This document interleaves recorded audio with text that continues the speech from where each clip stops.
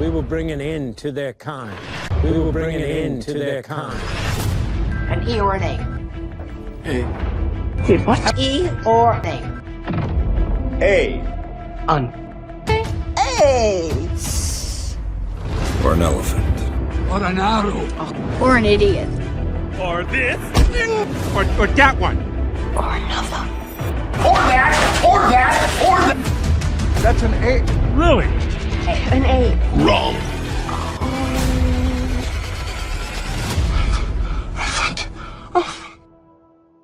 وبسبب الطريقة الجميلة اللي اتعلمناها في المدرسة لقاعدة A and that تيجي تقابلها في الحالة العملية تتصدم. ليه تتصدم؟ لأن بكل بساطة اتعلمناها علشان نخش امتحان ونعدي، لكن تيجي تتكلم بيها هتعاني شوية ويحصل معاك زي ما حصل معاها.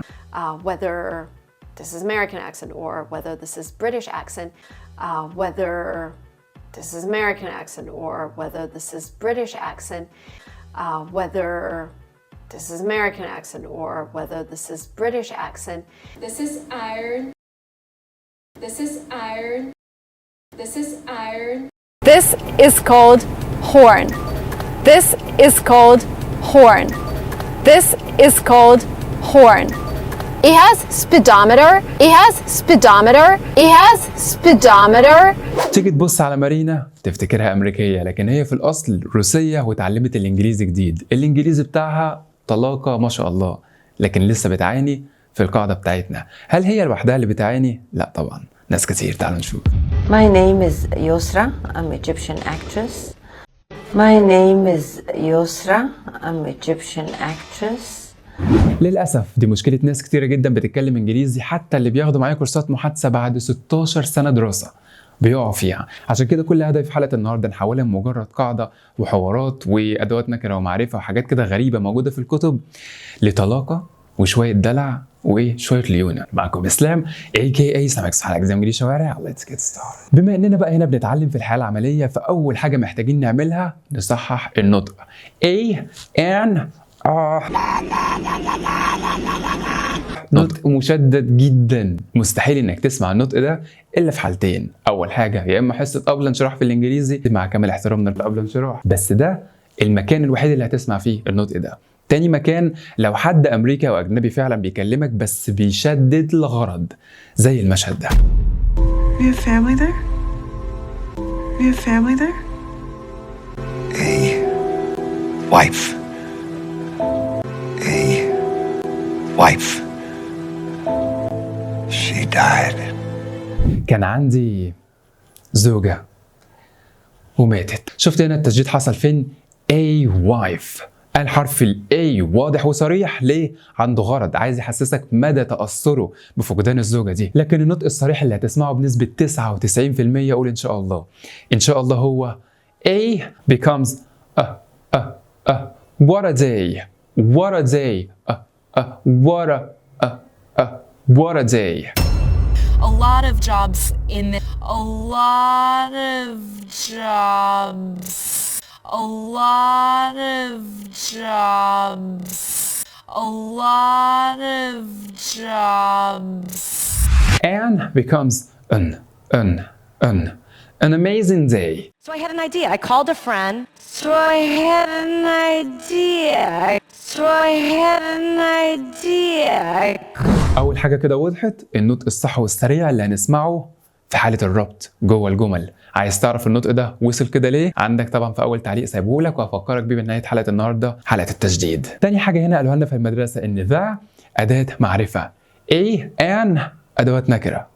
لا ثواني، يعني ايه نكره بجد؟ لا والله اتقوا الله، يعني دي مش حصه نحو، ده الموضوع اتعقد زياده. كلنا كده عارفين ان ذا بتساوي الالف واللام في العربي. يعني بكل بساطه لما بنقول افتح لي الباب، افتح لي الباب ده open the door، حاجه احنا عارفينها وعارفين احنا بنتكلم على ايه. تقريبا كده كلنا فاهمين ذا وعارفينها زي اسامينا. لكن الفكره بقى A and فايدتهم ايه؟ دي مش محطوطين زينه في الجمله يا شباب، دي معناها عدد واحد من. السؤال هنا بقى، هل احنا بنقول بالعربي انا عندي واحد قطه ولا بنقول انا عندي قطه؟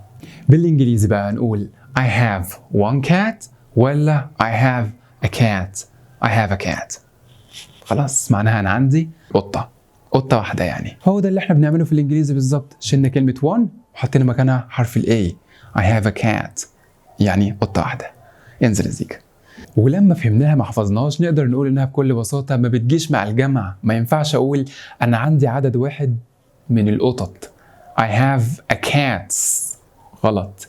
هي قطة واحدة بس، لان A معناها one cat بس خلاص. ما ينفعش اقول بقى انا عندي عدد واحد من الفيديوهات، عندي واحد من الصور، عندي واحد من القطط. كل ده مش صح، ما بتجيش مع الجمع. I have a plan. I have a plan. I have a meeting.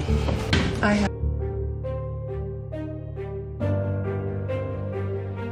have a meeting. I have a meeting. I have a life. I have a family. I have a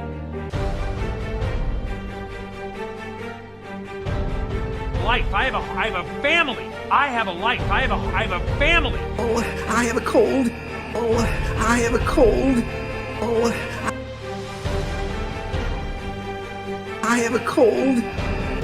I just have a little cough. I'm around sickness. I just have a little cough. لو انت بقى فهمت تعالى نطبق. معايا كوبايتين وعايز اديكوا واحدة فيهم. هقولها بالانجليزي ازاي؟ I wanna give you a cup ولا I wanna give you one cup. بكل بساطة I wanna give you a cup. عايز اديكوا كوباية. طب لو انت عايز تقول انا عايز الكوباية الصفراء وانت هنا مش واخد بالك بالعربي، قلت ايه؟ انا عايز الصفراء. خلاص انت عارف انت عايز ايه؟ الصفراء. الالف واللام دي تساوي بالانجليزي ده I want the yellow cup. عايز الكوباية الصفراء. I want a yellow one. I want a yellow one. لما انا كنت صغير في حضانه كان بابا بيقعد يعلمني العربي ويقول لي ان حرف الالف ده ليه 3 اصوات، واكيد انتوا كمان حصل لكم كده. حرف الالف ا اي او، فتحه ضمه كسره. نفس الشيء في الانجليزي. حرف الاي ليه 5 اصوات. قال لك بقى هنا الفكره ايه بكل بساطه؟ مش عايزين نسمع صوتين زي بعض ورا بعض. يعني ما ينفعش كده اعمل لك زي العربيه اقول لك بيب بيب، بص بيب بيب، الاتنين ورا بعض كده تعليقه. تخيلوا كده هيكون احساسنا ايه لو حاولنا نجرب ننطق جمله زي دي. حرف الاي ورا حرف الاي ورا بعض. ابل. تحس ان احنا زماره عربيه بيب بيب. ده ما ينفعش، ده مش انجليزي، ده كده شغل عربيات. طب جميل، جمله مثلا زي دي A old man. يلا احنا بنتكلم a old man a old man a old man. مش جاي خالص، الاصوات هنا صعبه. A مع A، حرف الف مع حرف الف لزقوا في بعض عملوا بيب بيب بيب. شغل عربيات مش انجليزي. فكروا هنا قالوا نعمل ايه؟ ده كده مشكله كبيره.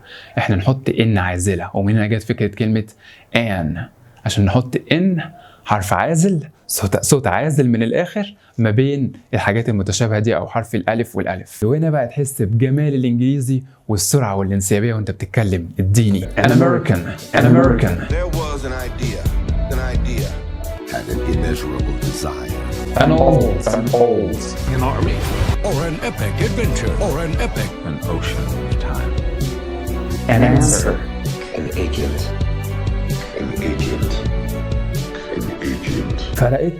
فرقت جدا. المشكله بقى هنا في المدارس ان هم قالوا لنا، معلش انا ماسك في المدارس النهارده، بس قالوا لنا ايه؟ لما تشوف الحروف المتحركه الخمسه دي تعمل ايه؟ على طول تجري وتحط ان عازله عشان تبقى an answer. تعالوا بقى نحط كلامهم ده في التطبيق العملي. المفروض لو شفنا كلمتين زي دول اهو الاثنين بيبداوا بحرف الاو، نغمض عينينا زي ما قالوا لنا ونحط an.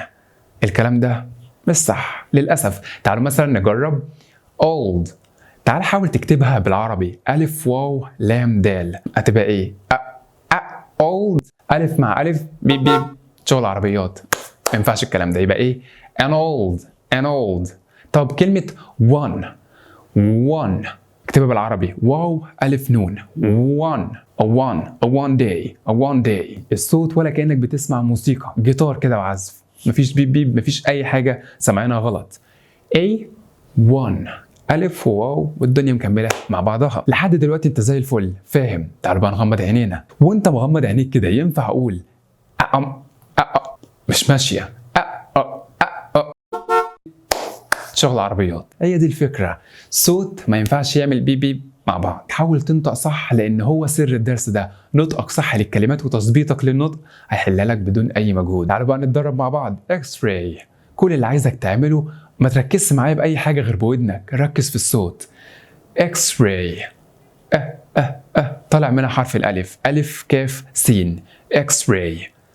يبقى في البداية كده ألف مع ألف ما ترولش، ومبروم على مبروم ما يرولش. ظبط نطق الكلمات صح بتاعتك وانت هتحل أي حاجة. ولو انت بتتكلم مع أجانب، لو ظبطت نطقك صح هتلاقي لسانك أصلا مش بيعمل بيب بيب بيب مع بعضه أبدا أبدا. ممكن ناس تنطق جملة زي دي هاور، لكن بنسمعها في الأفلام 1 hour guys 1 hour. يبقى لازم نحط هنا إن عازلة، لأن إيه على إيه مش هتمشي. يعني من الآخر كده نطقك صح، ما تشيلش هم حاجة، ما ترجعش بقى تقول أنا بمتحن على ورق ومش هيفرق نطقي، لأن هو ده اللي هيحل لك في الامتحان أصعب الأسئلة. عايز أقول لكم لما الناس في كورسات المحادثة معايا عرفت الجزئية دي، بقوا هما بيتكلموا أول ما بيقولوا حاجة غلط ويقولوا بدل آن، اللي بيحصل يعملوا لي كده معلش يعدلوها من كتر ما هما اتعودوا. لاحظوا إن بلسانهم بيعمل بيب بيب في حاجة غلط. خد بالك هنا بقى لما تسمع الأمريكان الأفارقة وهم بيقولوا أبل، ما تستغربش، بس عايزك تسمع قد إيه الجملة شاذة شوية. Let's say Apple, Microsoft. I had an apple in my hand and I went out. I had an apple in my hand and I... Sounds weird, right? One right after the other. Now listen to this. I'd have taken apple or at Westmont they say an book, a apple. But we still love them and we know what they're talking about.